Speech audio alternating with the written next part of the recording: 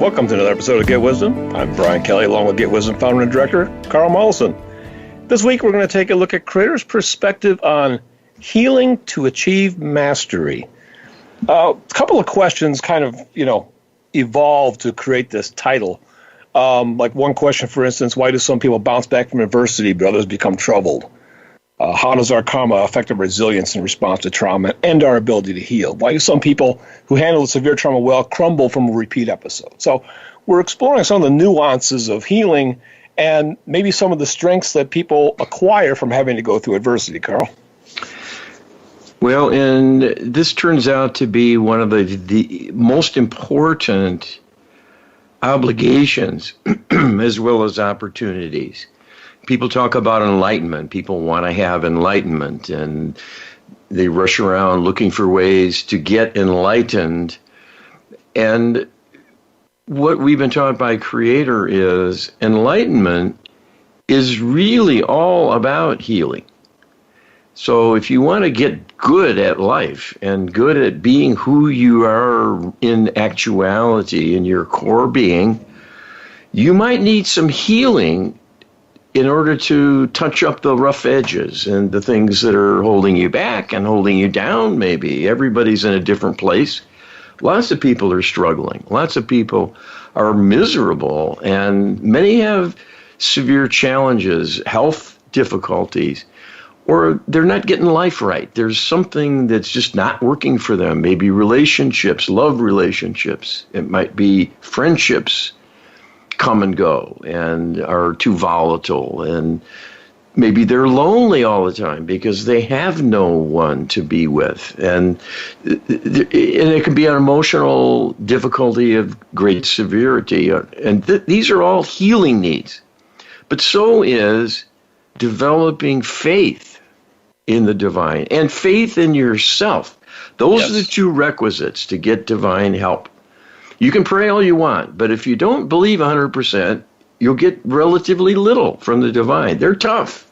And if you don't believe in yourself, if you think you're not entitled, you're not worthy of divine support, and you feel like you're doomed, you feel like nothing can work out for you. A lot of people have beliefs like this down in their subconscious.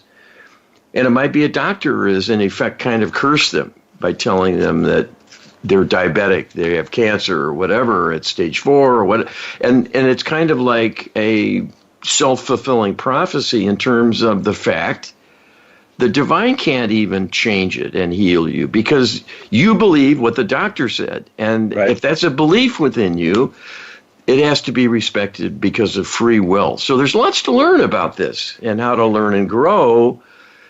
And that's often healing. That growth is actually healing to restore us to a better place, more in alignment with the divine, getting us back in alignment with the light.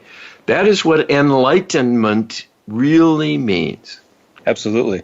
Well, this first question, we're kind of exploring the question of why two people that would appear to go through the same event and encounter the same kind of difficulties and injuries might have two different avenues to recovery, while one is kind of resilient and the other is not. So we're going to kind of look at that in a hypothetical fashion with Creator. So here's the question that you ask Creator. Here's a tale of two auto accidents. Both drivers end up in intensive care with multiple broken bones and internal injuries that nearly take the life of both. Imagine both have precisely the same injuries. One is back on the road in 3 months and the other never drives again and even has panic attacks when riding as a passenger. So while both sustain the same physical injuries from identical accidents, they differ in terms of developing long-term trauma. One essentially brushes the whole thing off as no big deal, and the other is severely traumatized to the point of post-traumatic stress disorder. Can we assume from the identical injuries that similar karma was the reason for the accidents in the first place? Can Creator predict, given the question is a hypothetical, the likely karmic future of both individuals absent a divine healing intervention? All right, and these are Creator's words from my channeling. You are truly comparing apples and oranges. You want to see two identical humans subjected to differing conditions, when in fact the very existence of souls is a non-identical construct. No two people are identical to begin with. So even if they find themselves in seemingly identical circumstances with identical consequences, that is not necessarily the full picture at all. One might have greater vulnerability, but fewer karmic liabilities and ends up in a similar condition following an accident compared to another person who has a different makeup and a different history. But taken together, all the variables make the individuals look identical on the surface. So we can tell you that appearances are rarely what they seem to be. There are always deeper layers and deeper elements. The ability to weather a crisis can be a soul characteristic that favors one person over another and is not a consequence of weakness per se or greater karmic liabilities in their history that makes them more vulnerable. They are simply a more gentle soul with less resilience to being perturbed in various ways. This is a trade-off in soul characteristics. Many times the gentler feelings and sensitivity that make a soul-based being especially valuable and effective as a friend and companion might work against them in a tough setting where there's a tremendous challenge to them requiring great courage, presence of mind, endurance, and stamina to weather the storm, so to speak. On the other hand, the greatest differences among people are a consequence of the karmic battering that ends up eroding confidence, eroding strength and resilience, as well as stamina, because the sum total of karma is at work always and will determine the ongoing functional status and proficiency of a person. So they are not neutral at the start of any particular period of inspection. They have a history that put them together and help patch them together all along the way in the many ups and downs of other incarnations and the sum total of the life lived heretofore, prior to the onset of the inspection window framing your question. Once an injury happens, it can be physical, emotional, or both. Usually it is both on some level, although the emotional might not be perceived from the outside observer's perspective because it is not so apparent as bruises and torn ligaments, broken bones, lacerations, and so on. So in your example, the individual who becomes petrified, having to face driving once they recover from the physical trauma, may well be someone who is more vulnerable because of prior karmic traumas, making them particularly sensitive to having a physical threat to their existence like this occur. They may have been subjected to multiple severe traumatic injuries in any number of ways in other lifetimes that may or may not have been healed, in cases when the person may have remained physically impaired for life or was killed in the course of the trauma. But even with full recovery, it is less likely that the emotional trauma of the event was healed successfully. People are not well equipped for that to happen. There is a disconnection from the divine realm, which can support healing, as well as a disconnect within the person's own mind, leaving the deep subconscious on its own. And that leaves much undone because help is not given from the higher intellect. And so the deep subconscious flounders on its own and rarely receives healing help or effective healing for its own wounds and is carrying the burden of the whole being. It tries to contain this and keep the lid on, so to speak, but eventually things will likely boil over. And that is a perfect setup for a subsequent trauma of a similar nature to cause all hell to break loose in causing an emotional meltdown, and like the subject of your question, becomes traumatized and then having PTSD, suffering the chronic impairment that does not resolve on its own. So given all of these varying backdrops and variables in play, the key lesson to take from all this is that healing is serious business, and it has often failed to occur throughout history. All are walking wounded as a consequence. So whenever there is adversity, a person's reaction will be, in part, a reaction to all that has come before. So the consequences and outcome will be highly unpredictable, even to the individuals themselves. They may not know they have an inner vulnerability waiting to be re-triggered. It is like having a minefield that one is walking through daily.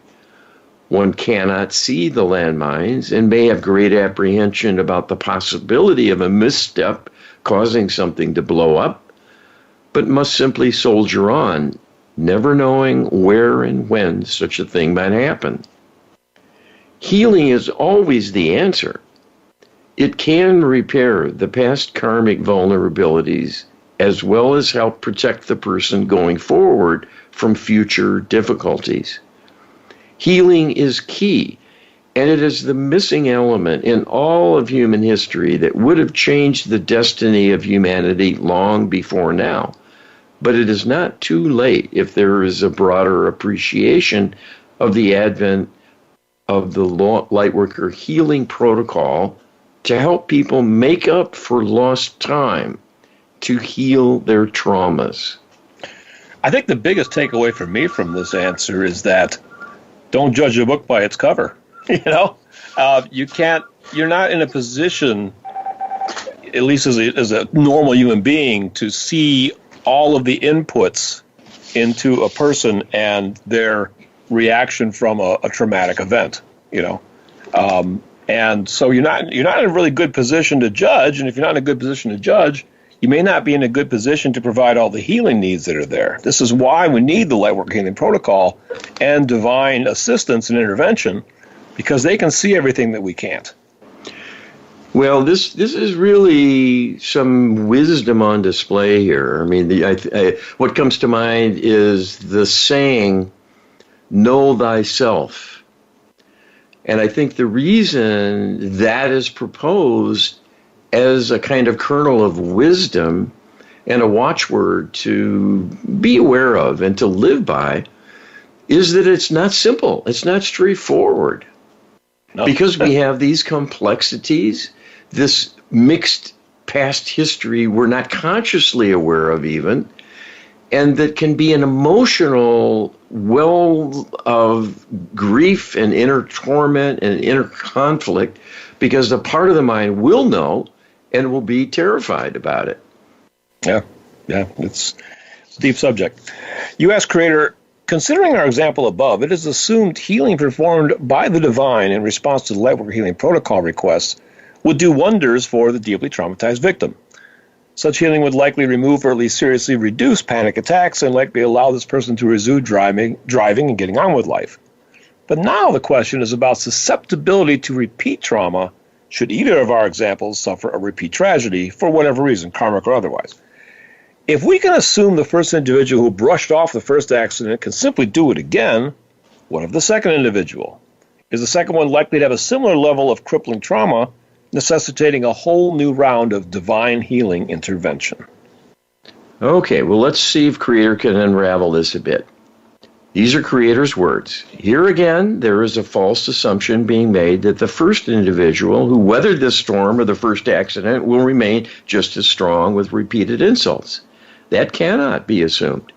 Many times a trauma is a watershed event that might be seemingly recovered, but will nonetheless leave a landmine in place, and this will trigger the pain of the prior event, which might not have been overwhelming on the first go-round, but with the second occurrence of the trauma be too much to cope with, and then the defenses will be overrun, and the emotional outpouring might well lead to overwhelm and severe emotional liabilities going forward. So there's always a balance between prior history and current events as a stimulus to possible changes, and then the future based on what is done in response to the events taking place, whether they simply must be lived with or one has a way to bring healing to bear. So again, healing is key. The individual who was severely traumatized emotionally in the first accident, if healing is done with the Lightworker Healing Protocol, may well recover from the fear of driving and the panic attacks and so on because of the repair done for the karmic trauma leading up to their vulnerability from the event in the first accident, as well as the consequences for them in reinforcing the association between driving and tragedy. Such experiences will keep a person many times on the sidelines of life because they're too fearful to take things on and put oneself at risk, if only theoretically. Once healed, this does make the person more likely to avoid a serious repercussion from a similar trauma if the long-term deep karmic events are sufficiently repaired as a result of the intervening LHP session. That formerly traumatized accident victim might well survive a second accident of a similar nature without the emotional, psychological complications seen in the first go-round. An individual who is particularly sensitive and vulnerable and who has a very deep and long karmic history of wounding might still be a work in progress at the time of the second accident, such that the healing has been insufficient to bring them fully up to the normal average resilience and imperviousness to wounding on the emotional level as a result of the physical injury. So there's a couple things here that I think are important. The first thing the creator points out is don't assume that somebody's going to be resilient the second time around just because they were the first time around. And I had the thought, that, prisoners of war, for instance, that are tortured, they might be able to put up with torture for a month, but eventually they're going to have that breakdown because you just can't keep getting insult after insult after insult. At the very least, the deep subconscious probably cannot take insult after insult after insult. Sure. Yeah, the same thing seen with combat soldiers, that they can take a tour of duty, but a second one might not go as well.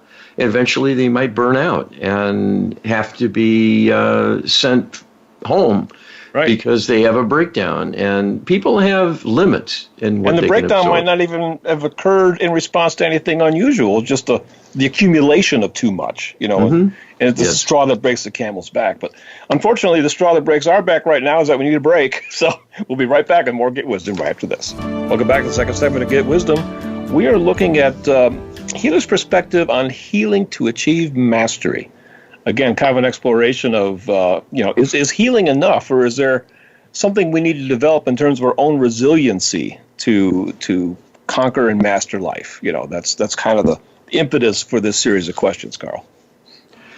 Well, and it is a challenge for most of us at one time or another, and sometimes every day. It all depends on who we are, how much we've been kicked around, and our inner resilience, and all the prior things that might be stirred up that come back to haunt us.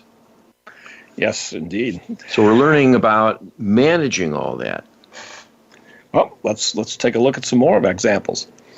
U.S. creator, back in the 70s, in the typical suburban setting, there was a young man who developed a reputation for disappearing whenever there was a conflict in the air. He was well liked by the vast majority he encountered, and his friendship was widely sought by many. He was kind and generous to a fault, almost never critical, and a really good listener.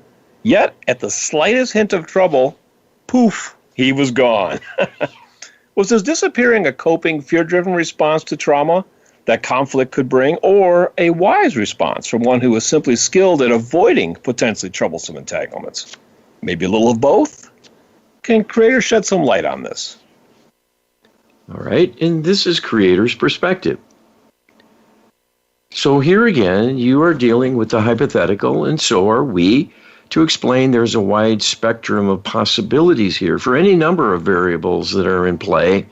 So it is not appropriate to contrive a particular example as representing the general category of outcomes being similar, and that people will or will not respond in a particular way as a group.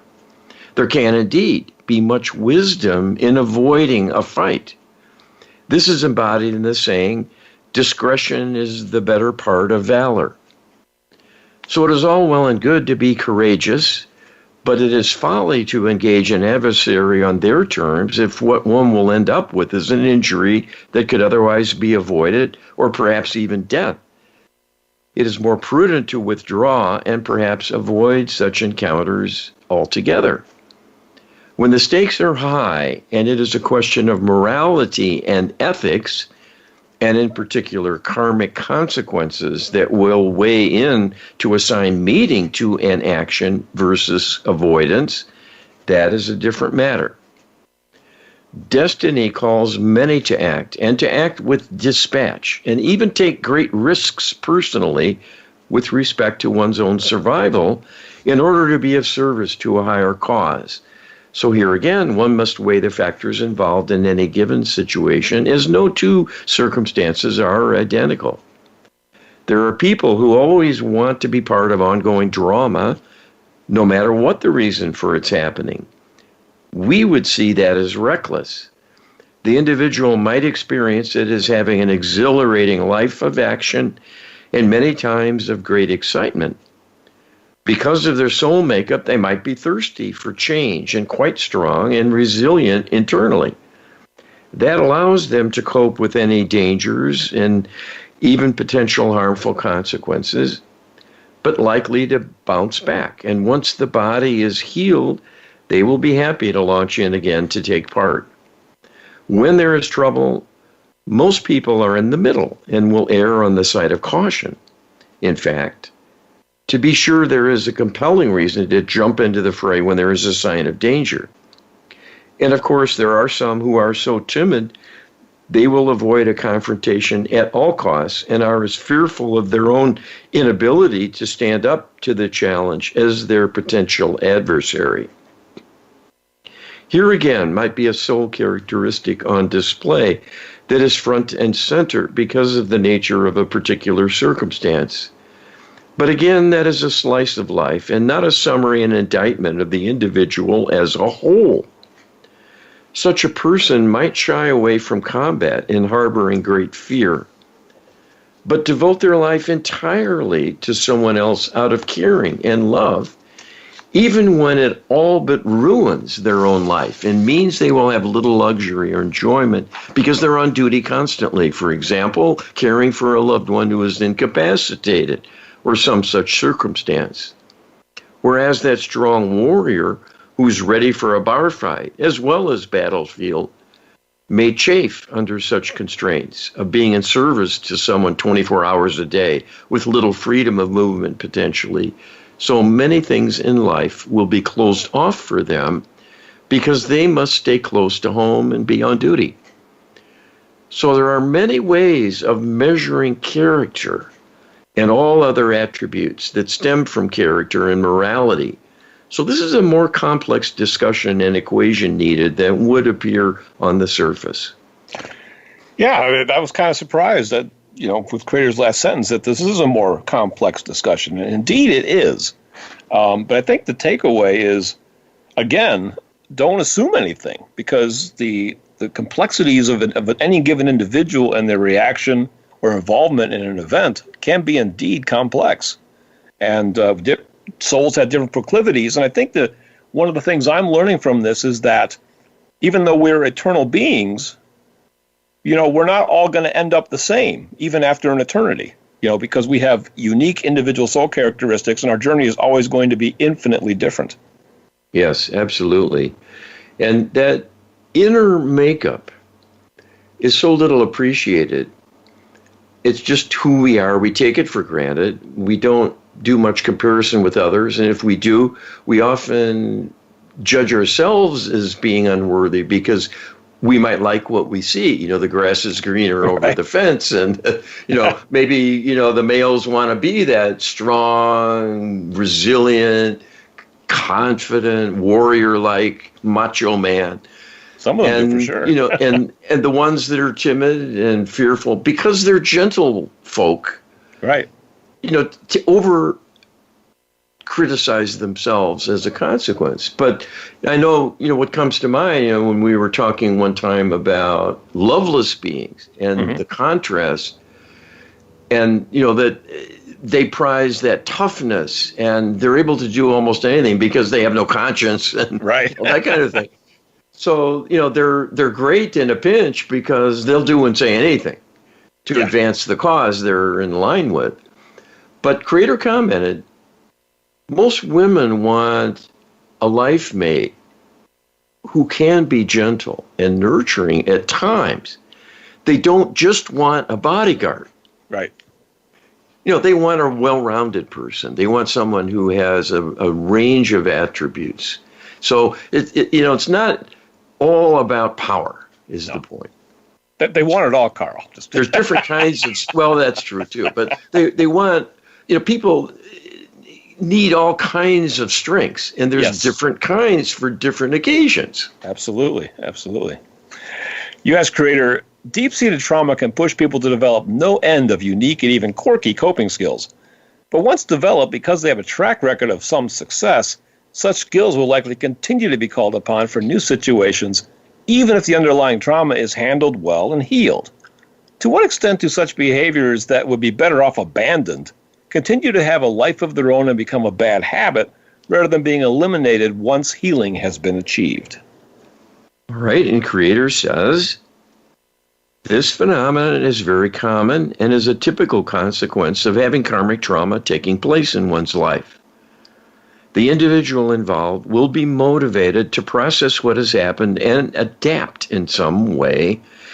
And this is what leads to the coping strategies you speak of, which are a kind of defensive mechanism to help them get through the challenge, as well as its aftermath in many cases. The fact these coping strategies can be maladaptive is a consequence of the nature of the wounding that takes place during the trauma itself. Once that has occurred, the need to cope is because there is a residue of continued suffering that maintains that wounding and awareness. And this demands a response of some kind because it is seen as a real threat to be taken seriously. A coping strategy is a kind of routine and a habit, and this is the clue to its nature.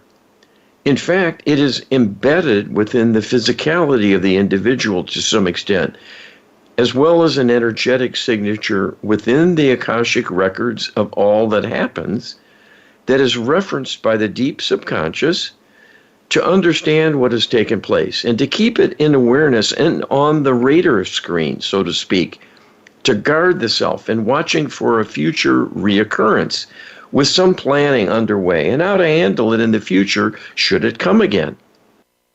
The persistence of the pain that motivates a person to have a kind of defensive maneuver that is seen as a coping strategy is in actuality a consequence oftentimes of cellular memory that is preserving the pain of the prior trauma, and it is actively throbbing and buzzing and ringing alarm bells, perhaps at a low level, but will nonetheless get noticed. And this provides a motivation and incentive to raise the drawbridge, so to speak, to put up the shields, to gird oneself for a potential attack, and thus be more of a mood of apprehension, concern, quiet reserve, watchfulness, and not to be freewheeling and carefree and lighthearted.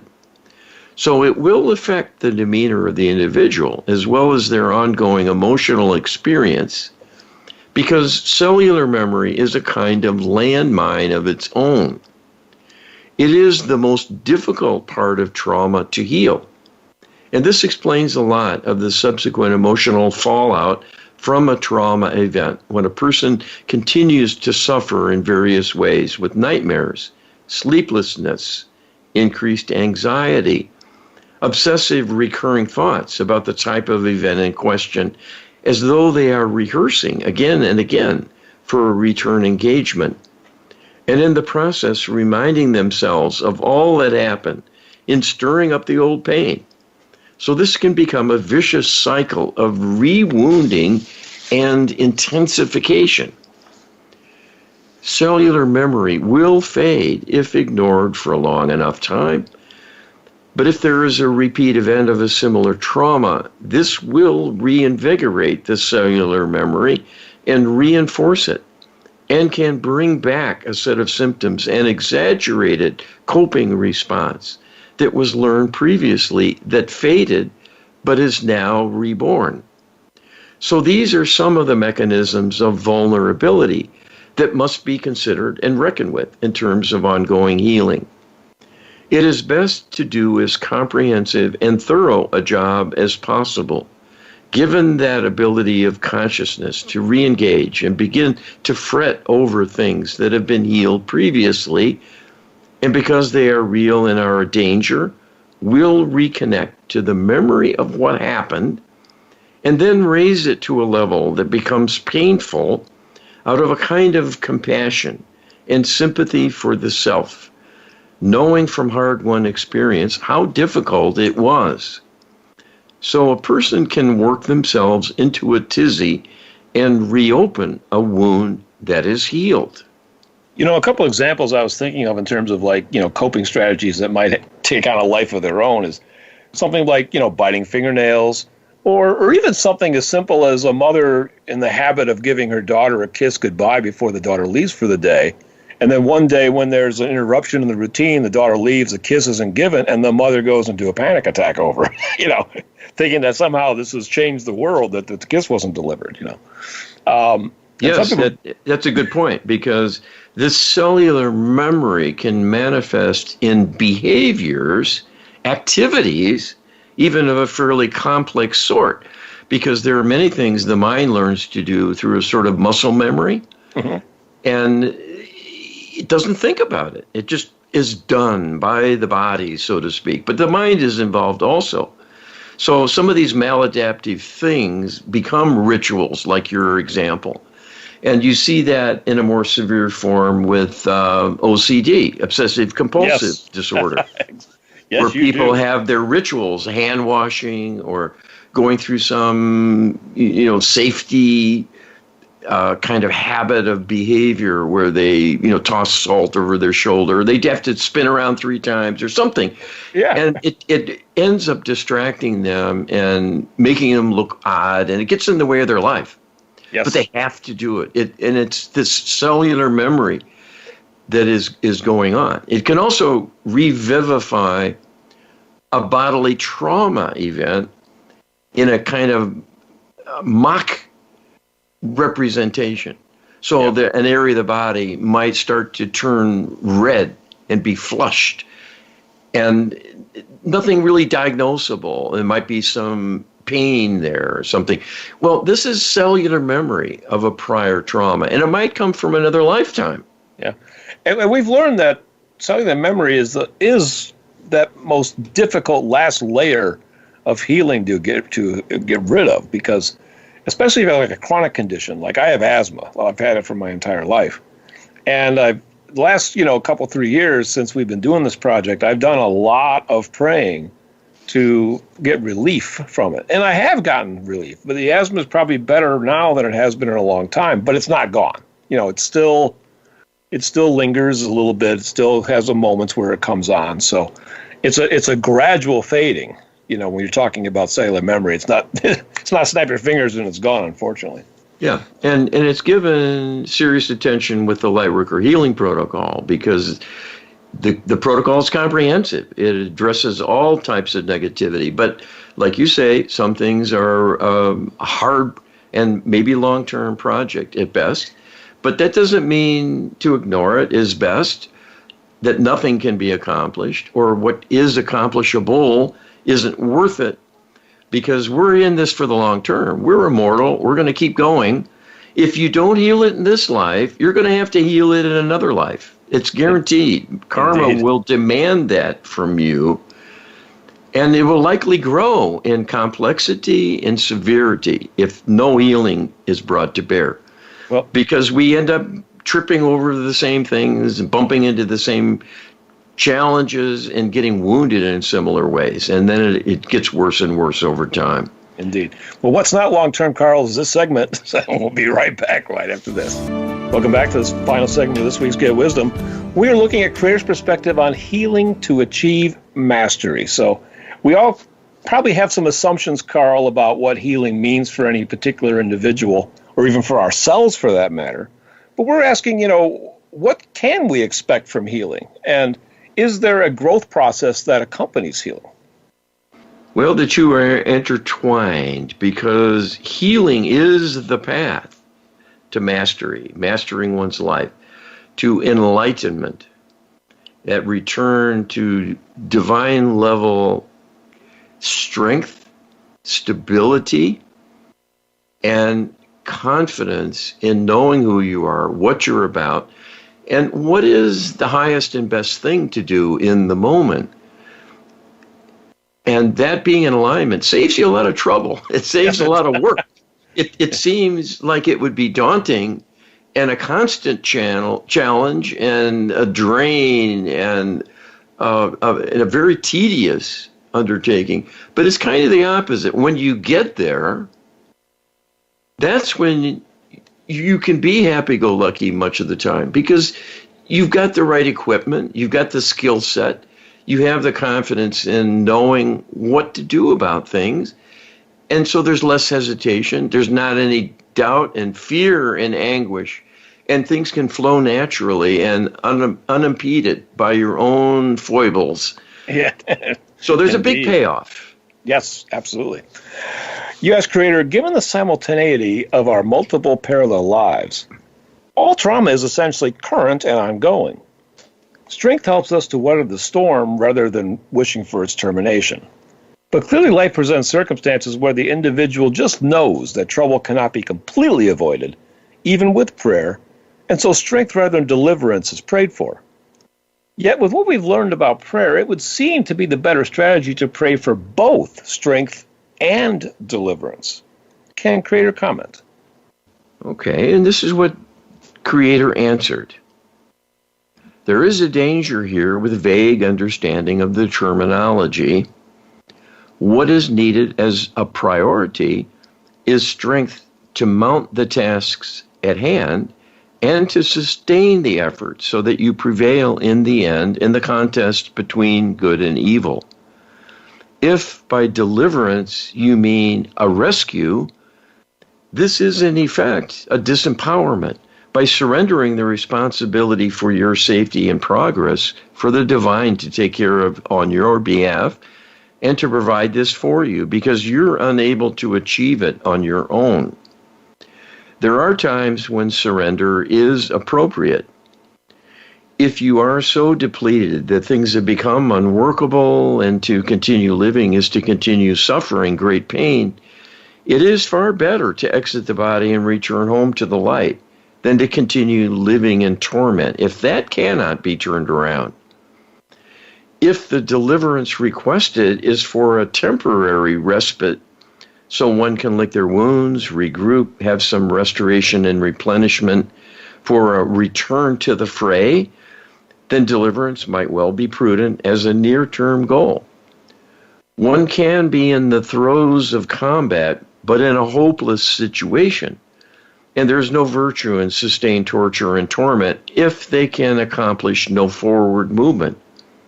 To be rescued from that circumstance would be the humanitarian thing to do and a more intelligent use of energy, despite the consequences constituting a kind of surrender. We would say it is good to include all possibilities that are favorable in a prayer request and with a healing effort. So to ask for both strength and deliverance, if appropriate, would cover the bases nicely and give some discretion to the divine realm, especially the higher self, to weigh in concerning whether you have reached your limits of tolerance for terrible circumstances and truly need a rescue to be delivered from that torment, or simply need enough strength to soldier on and persist, to hold out until things begin to improve, where a sustained effort might well be needed to win the day, and it is all too easy to give up prematurely and then seal your fate. So what might be ideal would be to pray for strength, wisdom, and deliverance, so that you can be assisted with inner knowing and inspiration to have the best possible discernment in the moment, what is most appropriate and beneficial, to strike the right balance, and having the strength to persevere, but the wisdom to avoid the folly of endless but futile conflicts and confrontations that will be fruitless and debilitating, and when to stand down, hand the fight over to others, or take a different tack altogether, including a decision to leave your current incarnation and withdraw. You know, I was thinking, as listening to this response, that, we called our project get wisdom. I suppose we could have called it get healing. That would probably work as well. But, wisdom is something that we try to take away as lessons from the challenges that we encounter. And certainly insults and injuries are things that we encounter that require healing. And healing is, of course, a correcting of that trauma, a neutralizing of it. But it's more because it's also providing protection for the future. I think that's an important thing to consider. Yes, and it's a little bit the contrast between a process for improvement, meaning healing, whereas wisdom is more a state of completion. You've arrived. You have achieved that mastery in knowing what is highest and best about the current situation and your place in it. And that is a growth attainment and a state of enlightenment, both, because that's what enlightenment means. It's being right in that state of completion, to be in alignment with the divine, which is the advanced, high-level, lofty place we kind of dream of, getting to heaven and maybe one day seeing Creator or interacting in some way, and have that state of awe and bliss that will bring for us. But you can have that kind of human-level version for the asking and the effort to heal your way to be the best you can be in spite of all the baggage you have automatically, because that's what life does. Right. And I think it's important to point out, too, that obviously from a rational perspective, the best way to avoid the need for healing is not to get involved in circumstances that are traumatic to begin with. But yet we came down here explicitly to be in a troubled, even downright traumatic environment. And the question is, well, why? We came down here for other people, to help humanity as a mission, So trauma often is the side effect of wanting to change things for the better, So it's practically inevitable. Yeah. So there's a reason to jump into the fray, and a very good one. And trauma is going to be almost an inevitable result. So the growth process is knowing, what your strengths are, what your weaknesses, how much you can contribute, and not biting off more than you can chew. That's always the ongoing balance we're trying to achieve, I think. Yes. And then you have the opposite extreme where people are disconnected and unaware. And so you can use as a measurement of how much wisdom is available in the average person by considering the fact every human on the planet came down to be a light worker. Yes. To work on the problem of evil. Yep. And what are they doing with themselves? How are they spending their time? What are their goals? What do they think about all day? How do they live their lives? You don't see a lot of people yearning for wisdom, working at it, sorting through problems and looking for better ways to be successful at helping this dilemma of being in a faulty world. Yeah, you don't. People people want to be happy and you kind of hunker down and not get involved because it's difficult and it's painful and costly. So there you have it. There's different ways of looking at this. You ask Creator, wisdom is another commodity widely prayed for. Is this something the divine can impart directly, or does the divine favor a more experiential acquisition and use the prayer intentions to guide the soul to opportunities to learn the needed lessons directly? If both occur, when is the direct imparting of wisdom more likely to be utilized, and is such a direct upgrade temporary or permanent? All right, and Creator tells us, wisdom is gained along the way through life experience, largely. To impart that would short-circuit your own learning and rob you of the opportunity to discover things on your own and to take credit for your advancement and your gains and capability, much in the same way championship sports teamwork wins accolades and trophies from a championship contest they take part in, because of all the prior hard work and struggles along the way to create a track record of success. It is not something all will be able to experience because it is a demanding goal to begin with, and only a few reach that tier through their efforts. So wisdom can be offered in the form of inspiration to consider a better choice, better idea, a better strategy that might not be in the person's awareness at the moment, but what is needed for them to overcome an obstacle and advance further. If that is listened to and embraced, it becomes life experience. So in that way, even a divine assist is a kind of life experience in the end, and not an exception to the idea that wisdom comes from life experience and for a reason. This is why people are not the sum total of all they have been taught. They are the sum total of all they have lived, and that applies to any skill, including their quotient of wisdom they have gained. So when we pray for wisdom, what we're probably going to be able to expect is a divine hint, but not a wholesale gifting, is what I'm kind of getting out of this. Yeah, well, that's another insight that's helpful.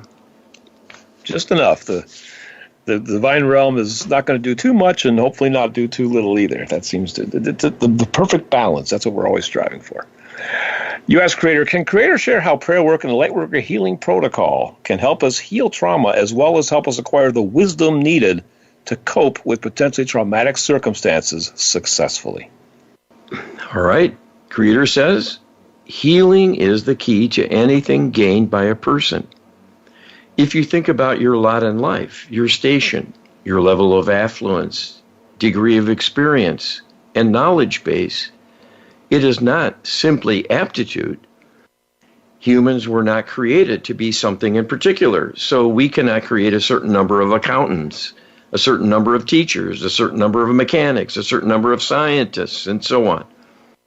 We created souls with myriad potentials and characteristics, with varying intensities among the many qualities and nuances of possibility. When you launch into existence with an incarnation, you reconnect to the Akashic records of all that has happened before in your soul journey, and this will automatically give you benefits and liabilities. There will be good karmic potentials in play, waiting to resume interacting with you, and there will be many negative karmic influences that have been on hold during a time in the light, awaiting your return into the physical plane. Once you reconnect through the law of karma to the Akashic records, it will be an ongoing influence, bringing good and bad things your way. So you have an opportunity to work on them again with the hope of making gains, but the potential of adding to the problems. This is the essence of the life journey. It is largely about keeping one's head above water and making as many gains as one can with the goal of reaching dry land one day and being safe and whole in a complete sense. This is the healing journey representing enlightenment, a return to divine alignment with the light such that all weakness, all liability, all that needs a healing intervention is addressed and brings into focus why healing is the number one objective of life, as well as priority. If not seen to, people will fall by the wayside rather quickly because they will become overwhelmed by their karmic backlog and succumb to illness or other destructive circumstances at a young age. The Lightworker Healing Protocol, as well as prayer, to provide a kind of basal foundation of well-being, are your ticket to happiness and success in the current life and a robust return with future incarnations to hit the ground running and be even more successful in the next go-round, to reach even loftier goals and accomplishments. Because the healing gains from the life here now will help you advance to a higher starting point and a much more rapid soul journey, achieving your divine mission and graduating to a glorious future expansion as planned by Creator, is within your grasp if you choose to act now. You know, so I see an open invitation here by Creator for us to maybe step into the fray and point out that we have an immediate need for healing that is more imperative than normal in the sense of the history of humanity. Because we are staring at an adversary that, frankly, wants to do us in, Carl. And so the Lightworker Healing Protocol if we want to have future incarnations, as Creator mentions here, we need to do something now to ensure that future. Yes, well, evil wants to triumph. It's that simple. And most people are complacent. People don't believe in any of this. They only believe what they see, what's told to them through the media and so on. And they're missing the whole point that we're in a contest. And it's up to us to win it. That's the reason we were created, and time is growing short to get it done. The way to win it is the Lightworker Healing Protocol. You can learn all about it at getwisdom.com/LHP. Get our free ebook on the Lightworker Healing Protocol, getwisdom.com/LHP. We are out of time for this episode. Thanks for joining us, everybody. All right, be well.